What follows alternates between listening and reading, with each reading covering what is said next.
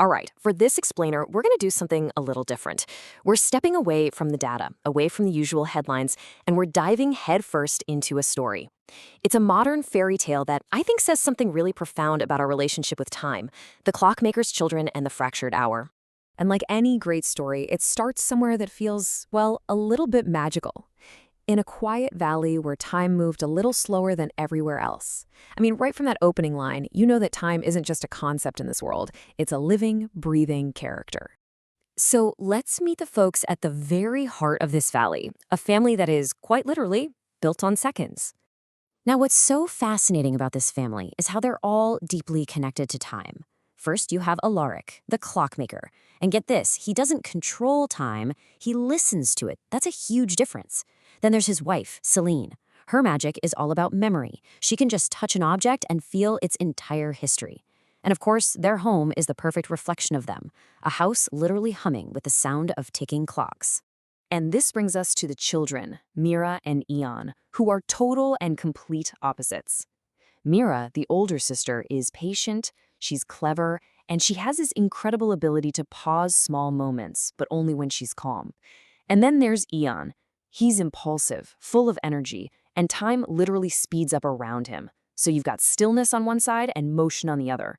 This contrast, well, it's the key to the entire story.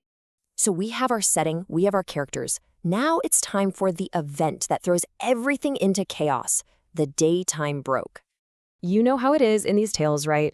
A perfect, peaceful moment just can't last. The turning point comes on what seems like just another ordinary morning, when the clock stopped. In that house, a place that is defined by the constant rhythm of ticking, can you just imagine the sudden, absolute silence? Yeah, and this wasn't some slow, gradual winding down. It was instant, total, all at once. And the shock of it just ripples outwards, creating this world that's both eerie and strangely beautiful. You've got birds frozen in mid-flight, rivers hanging still like they're made of glass, and the wind itself just holding its breath. And in this silent, completely still world, only one family can move, the family that's so connected to time. So what in the world happened? Alaric, the one who listens to time, he has this diagnosis. Time is wounded, and it's afraid. See, he doesn't see it as a mechanical problem, but an emotional one. Time isn't just broken, it's hurt. And that realization sparks their whole mission, a journey into this still, silent world, a quest to find and heal what they call the fractured hour. So what is this fractured hour? Well, it's not just a moment, it's a place. It's an old, old wound, a tear in time left over from some ancient war between magicians. It's like a historical trauma that's just been ripped open again, and now this family has to venture right into it to try and heal it. And what's amazing is that the journey itself forces the children to grow. Remember their opposite personalities? Now they have to use their powers in completely new ways. Mira, the girl who could pause time, now has to learn how to carefully restart it, piece by piece, just to forge a path forward. And Eon, the boy who rushes through everything, he finally has to learn the value of slowing down, realizing that all his speed is actually dangerous without a little bit of control. So they finally reach their destination, which brings us to the climax of our story. They meet the guardian of the hour and face the ultimate test of balance. Deep inside this fractured hour, they meet its guardian, a being named Cronus. And when Cronus accuses them of breaking time, Alaric's response is so important. He basically confesses. He says, "We tried to control it, and we failed." He finally understands the real mistake wasn't breaking time, it was the arrogance of ever thinking they could master it. So the solution isn't some big show of power. Nope, it's a test of character. Mira, who always needs control, has to learn to let go.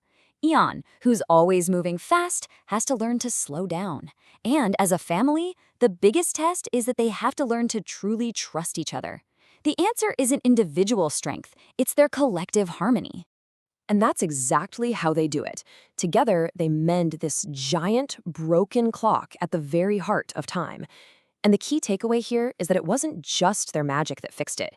It was balance. Patience balanced with impulse, speed balanced with thought. So the clock is fixed, the crisis is over. Let's take a look at the aftermath in our final section. Every moment is a gift. And with that, the world comes back to life. The ticking returns, but now it's not a source of anxiety. It's a sound of reassurance. The whole valley can breathe again.